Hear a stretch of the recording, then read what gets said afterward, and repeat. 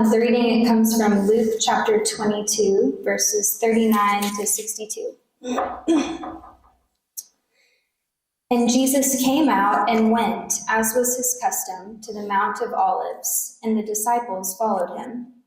And when he came to the place, he said to them, "Pray that you may not enter into temptation." And he withdrew from them about a stone's throw, and knelt down and prayed, saying, "Father, if you are willing, remove this cup from me. Nevertheless, not my will, but yours be done."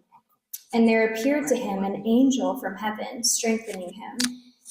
And being in an agony, he prayed more earnestly, and his sweat became like great drops of blood falling down to the ground. And when he rose from prayer, he came to the disciples and found them sleeping for sorrow. And he said to them, "Why are you sleeping? Rise and pray, that you may not enter into temptation." While he was still speaking, there came a crowd, and the man called Judas, one of the 12, was leading them. He drew near to Jesus to kiss him, but Jesus said to him, "Judas, would you betray the Son of Man with a kiss?" And when those who were around him saw what would follow, they said, "Lord, shall we strike with the sword?" And one of them struck the servant of the high priest and cut off his right ear. But Jesus said, "No more of this." And he touched his ear and healed him. Then Jesus said to the chief priests and officers of the temple and elders who had come out against him, "Have you come out as against a robber with swords and clubs? When I was with you day after day in the temple, you did not lay hands on me. But this is your hour and the power of darkness." Then they seized him and led him away, bringing him into the high priest's house, and Peter was following at a distance. And when they had kindled a fire in the middle of the courtyard and sat down together, Peter sat down among them. Then a servant girl, seeing him as he sat in the light and looking closely at him, said, "This man also was with him." But he denied it, saying, "Woman, I do not know him." And a little later, someone else saw him and said, "You also are one of them." But Peter said, "Man, I am not." And after an interval of about an hour, still another insisted, saying, "Certainly this man also was with him, for he too is a Galilean." But Peter said, "Man, I do not know what you are talking about." And immediately, while he was still speaking, the cock crowed. And the Lord turned and looked at Peter. And Peter remembered the saying of the Lord, how he had said to him, "Before the cock crows today, you will deny me 3 times." And he went out and wept bitterly. Our reading continues from Luke chapter 22, verse 63 onwards. Oh, that would be helpful, wouldn't it? Now the men who were holding Jesus in custody were mocking him as they beat him. They also blindfolded him and kept asking him, "Prophesy, who is it that struck you?" And they said many other things against him, blaspheming him. When day came, the assembly of elders of the people gathered together, both chief priests and scribes, and they led him away to their council, and they said, "If you are the Christ, tell us." But he said to them, "If I tell you, you will not believe, and if I ask you, you will not answer. But from now on, the Son of Man shall be seated at the right hand of the power of God." So they all said, "Are you the Son of God then?" And he said to them, "You say that I am." Then they said, "What further testimony do we need? We've heard it ourselves from his own lips." Then the whole company of them arose and brought him before Pilate. And they began to accuse him, saying, "We found this man misleading our nation and forbidding us to give tribute to Caesar, and saying that he himself is Christ, a king." And Pilate asked him, "Are you the king of the Jews?" And he answered them, "You have said so." Then Pilate said to the chief priests and the crowds, "I find no guilt in this man." But they were urgent, saying, "He stirs up people, teaching throughout all Judea, from Galilee even to this place." When Pilate heard this, he asked whether the man was a Galilean. And when he heard that he belonged to Herod's jurisdiction, he sent him over to Herod, who was himself in Jerusalem at the time. When Herod saw Jesus, he was very glad, for he had long desired to see him, because he had heard about him, and he was hoping to see some signs done by him. So he questioned him at some length, but he made no answer. The chief priests and the scribes stood by, vehemently accusing him. And Herod, with his soldiers, treated him with contempt and mocked him. Then, arraying him in splendid clothing, he sent him back to Pilate. And Herod and Pilate became friends with each other that very day, for before this they had been at enmity with each other. Pilate then called together chief priests and the rulers and the people, and said to them, "You brought me this man as one who was misleading the people, and after examining him before you, behold, I do not find this man guilty of any of your charges against him. Neither did Herod, for he sent him back to us. Look, nothing deserving death has been done by him. I'll therefore punish and release him." But they all cried out together, "Away with this man, and release to us Barabbas," a man who had been thrown into prison for an insurrection started in the city and for murder. Pilate addressed them once more, desiring to release Jesus, but they kept shouting, "Crucify him! Crucify him!" A third time he said to them, "Why? What evil has he done? I found in him no guilt deserving death. I'll therefore punish and release him." But they were urgent, demanding with loud cries that he should be crucified. And their voices prevailed. So Pilate decided that their demand should be granted. He released a man who had been thrown into prison for insurrection and murder, for whom they asked, but he delivered Jesus over to their will. Okay, let's see. Luke chapter 23, verses 26 through 49. And as they led him away, they seized one Simon of Cyrene, who was coming in from the country, and laid on him the cross to carry it behind Jesus. And there followed him a great multitude of the people, and of women who were mourning and lamenting for him. But turning to them, Jesus said, "Daughters of Jerusalem, do not weep for me, but weep for yourselves and for your children. For behold, the days are coming when they will say, 'Blessed are the barren, and the wombs that never bore, and the breasts that never nursed.' Then they will begin to say to the mountains, 'Fall on us,' and to the hills, 'Cover us.' For if they do these things when the wood is green, what will happen when it is dry?" 2 others who were criminals were led away to be put to death with him. And when they came to the place that is called the Skull, there they crucified him and the criminals, one on his right and one on his left. And Jesus said, "Father, forgive them, for they know not what they do." And they cast lots to divide the garments, and the people stood by watching. But the rulers scoffed at him, saying, "He saved others, let him save himself, if he is the Christ of God, his chosen one."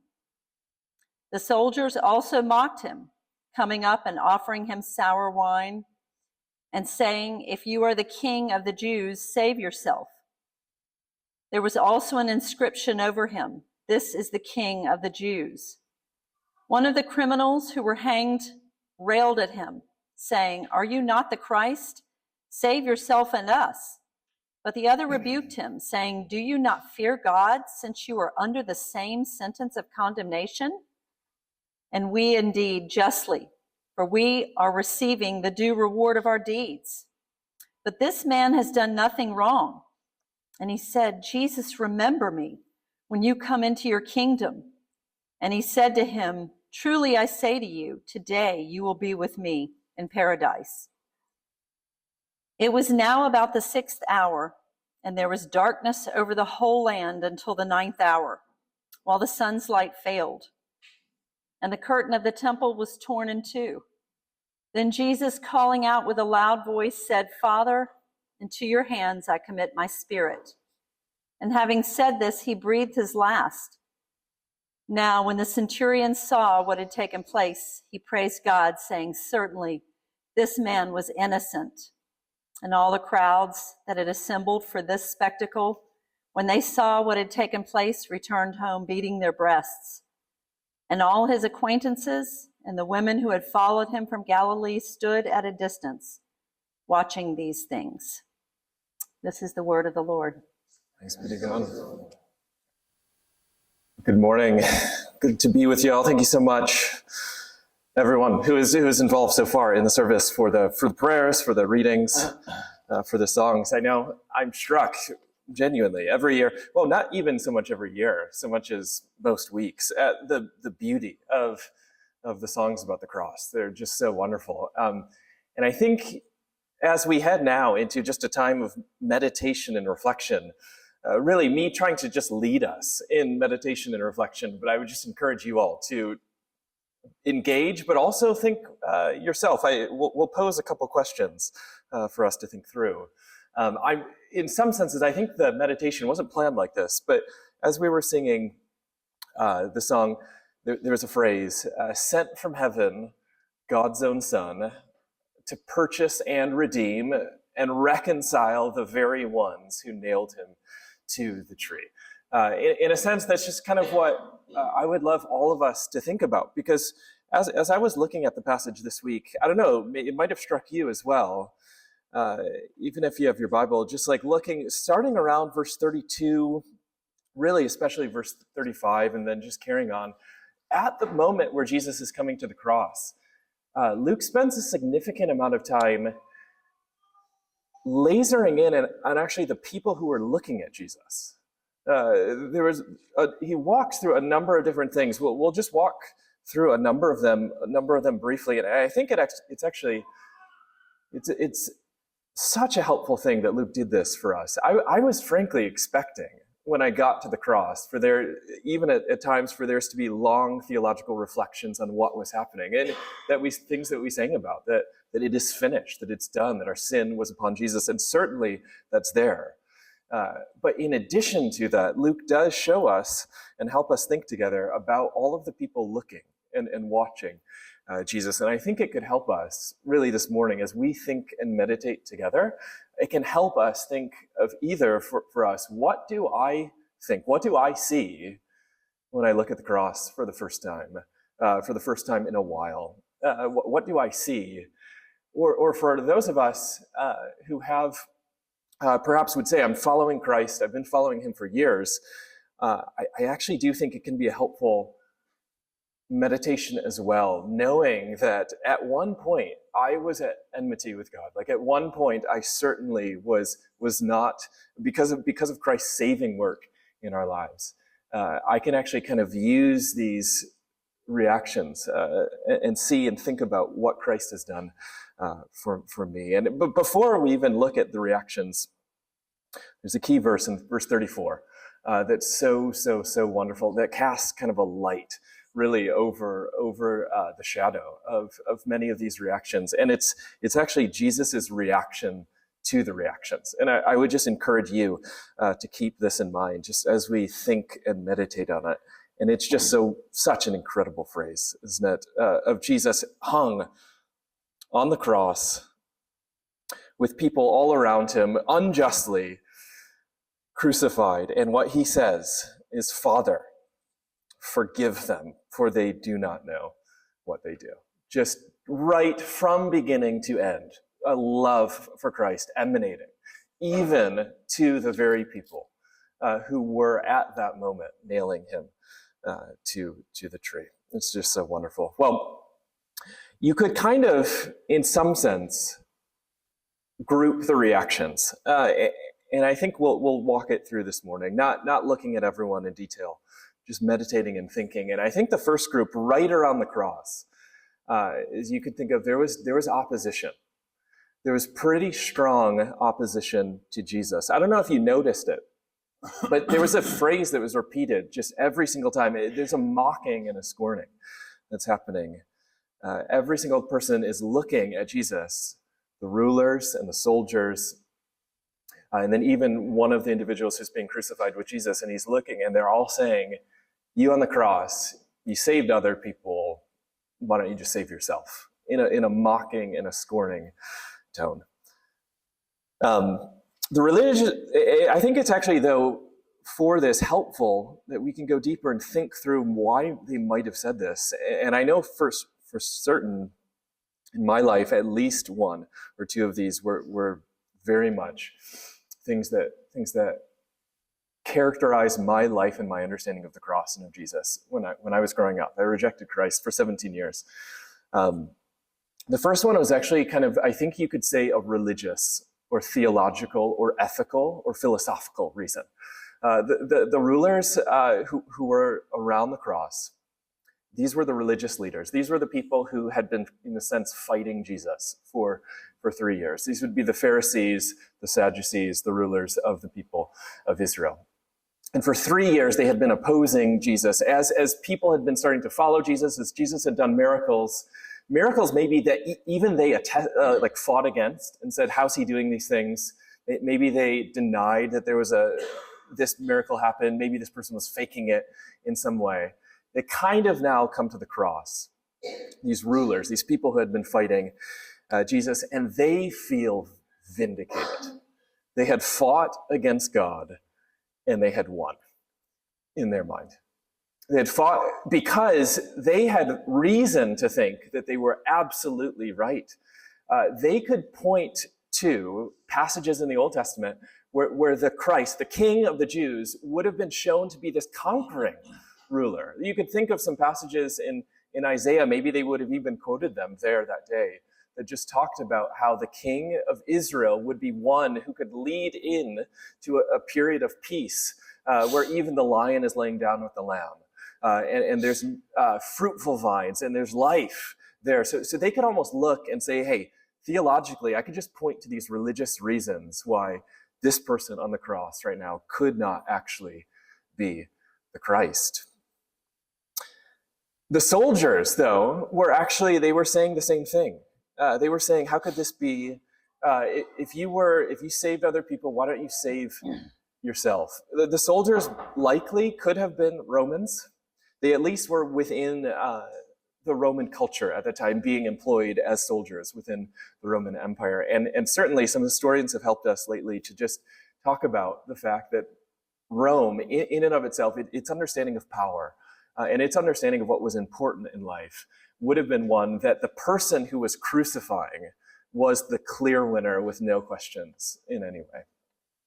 That the person who was being crucified, by the very fact that they had just simply lost in life, was somebody who is not worthy of honor or respect in any way. So there were actually cultural reasons, just everything that perhaps they had just grown up in, and their understanding of life and culture, what was important, what was powerful, what was victorious, Jesus just didn't fit. And so they had cultural reasons to think, probably at this point, they didn't think of it even as cultural reasons. It would have been just gut reactions. It just would have seemed patently untrue. That everything I know about life just says that Jesus couldn't be either who he said he was or as great as he said he was. I do wonder, though, as well, if some of these soldiers weren't just caught up in the moment. This person's he's being crucified, he doesn't look victorious, and they're hearing the religious leaders mock him, scorn him, saying, hey, save yourself. And perhaps it's not even that thought through, but perhaps there's a sense of just being caught up in it and just going along with the flow, asking, how could you save yourself? Not really giving Jesus' words or his life much thought. There's one criminal, though, too. He was being crucified next to Jesus, and he seems to actually have some religious knowledge. He calls him the Christ. So he seems to be aware of the Old Testament in some way and the promises. We don't know who he is. I'm taking some liberties in this. I mean, just thinking and meditating on the text, but we do know that Barabbas, just earlier, who we had read about, that there was somebody named Barabbas who had likely tried to start an insurrection against Rome. He was somebody who was a Jew who was quite upset that the Romans were ruling over them. He wanted them thrown off, and he might have even, what he might have happened in his mind, is he might have read a religious text, kind of come to an understanding of where the Jewish nation was going to go, as promised by God, that someday there would be just this ruler who would come and who would lead the people of Israel to victory.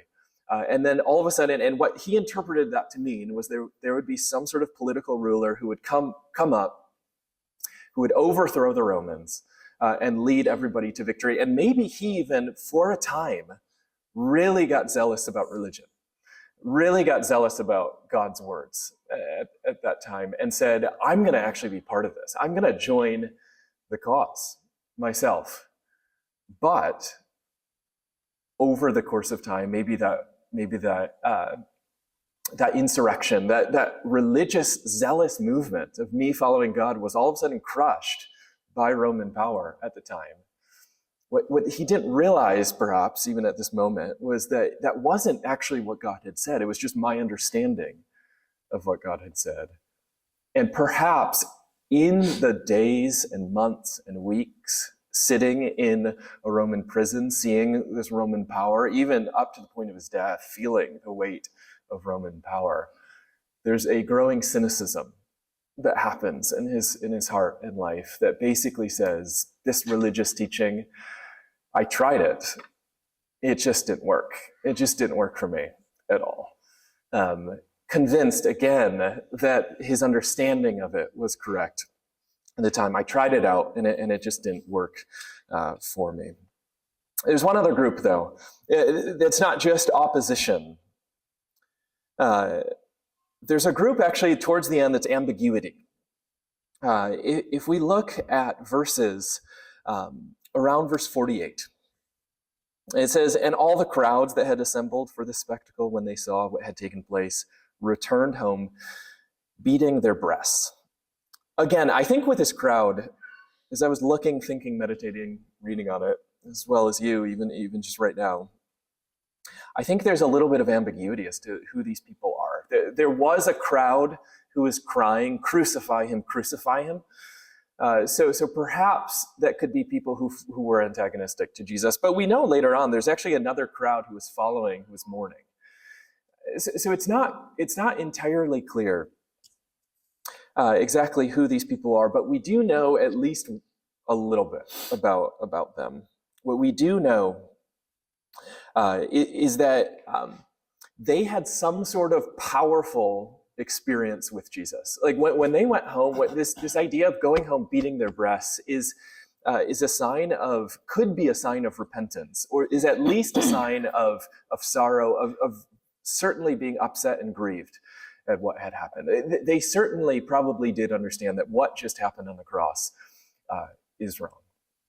And I think perhaps maybe, though, the most powerful thing about this element of the story for us, and I do think that this actually characterized my life quite a bit growing up, is that it's actually not clear what they did next. There was a moment that they felt something, so much so that they would beat their breasts and would return home thinking this was not right. I've had some experience of Jesus. And we just don't know what happened that night. Maybe the cares of family life, of living in the first century, that just kind of returned and took over life, where they just didn't really think about it again. Maybe Some of them were back in Jerusalem 40 days later at Pentecost and heard preaching again. We just don't know. Maybe some of them even over the course of time ran into years later Christian churches and began to think. We don't know. But there certainly is around the cross people who feel something for a time. And then there's a question of what will really happen next. And then there's a final group. And this is just wonderful. It's belief and it's faith.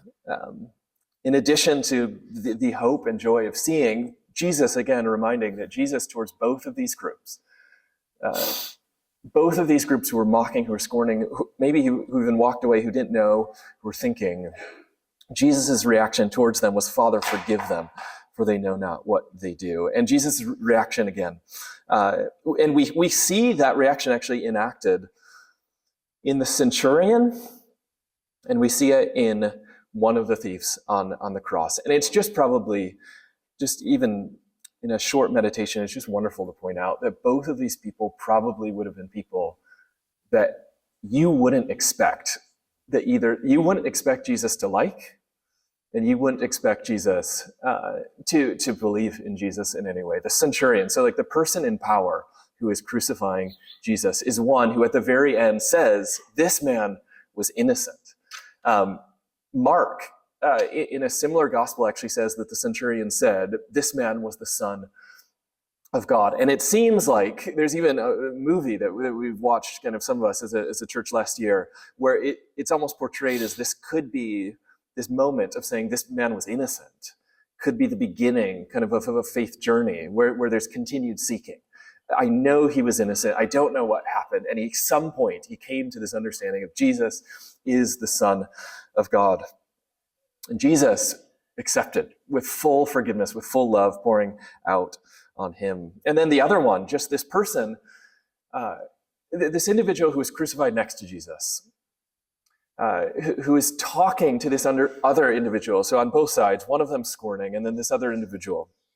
And he's just telling him, do you not understand God is to be feared? Do you not understand this man is innocent? And then he turns and really he prays to Jesus. He goes, Jesus, remember me when you're entering your kingdom. I think it's so wonderful when we know Jesus responds with absolute love and absolute forgiveness for him. And what's wonderful, somebody pointed this out to me, it's just such an encouraging thing. This individual, because he talks about, Jesus, remember me when you came into your kingdom, that's knowledge that he had to know before he was on the cross. We know everything that Jesus said on the cross, and he wasn't preaching this long message about what would happen in the kingdom. So this individual had at some point run into somebody who had talked to him about the Bible, maybe had read part of scriptures beforehand.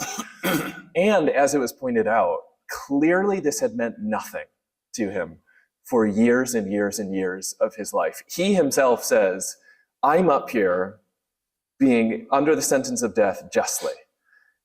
He had understood religion at a time, and he had walked away from it and lived in a way that was completely the opposite. And at the last moment of his life, by God's grace, Christ again accepts him back fully, wonderfully, in love. And this is just a wonderful thing as we think through this, and really kind of as we close, I would ask you, where would you be at today? Would you be at the moment of opposition? Could you or have you been living like myself for many, many years? Probably, at least in my mind, not in opposition, but just in this moment of I've had some experiences of Jesus. I've had some thoughts. And what's going to happen in the days and weeks ahead? Am I going to act? Am I going to pursue and seek and follow Jesus? Or like the centurion, or like this individual who is crucified next to Jesus, will I reach out to Christ in faith? Will I pursue and even talk to, say, Dave after and see what would it look like for me to pursue this? I just want to close actually with an individual. His name was John Newton. He wrote a poem. He was talking about his own look at Jesus over the course of his life. He was a captain of a slave trading ship, so he came from quite a background. And he describes his understanding. This happened as he was reading the scriptures, as he was just kind of thinking and meditating on life. God met him, and he said this. He talks about 2 looks that Jesus gave him, and he says this: "In evil long I took delight, unawed by shame or fear, till a new object struck my sight and stopped my wild career. I saw one hanging on a tree, in agonies and blood, who fixed his languid eyes on me, as near his cross I stood. Sure, never till my latest breath can I forget that look. It seemed to charge me with his death, though not a word he spoke. My conscience felt and owned the guilt, and plunged me in despair. I saw my sins his blood had spilt, and helped to nail him there. Alas, I knew not what I did, but now my tears are vain. Where shall my trembling soul be hid? For I, the Lord, have slain." A second look he gave, which said, "I freely all forgive. This blood is for thy ransom paid. I die, that thou mayst live." Thus, while his death my sin displays in all its blackest hue, such is the mystery of grace, it seals my pardon too. With pleasing grief and mournful joy, my spirit now is filled, that I should such a life destroy, yet live by him I killed. What beauty, what hope for all of us today.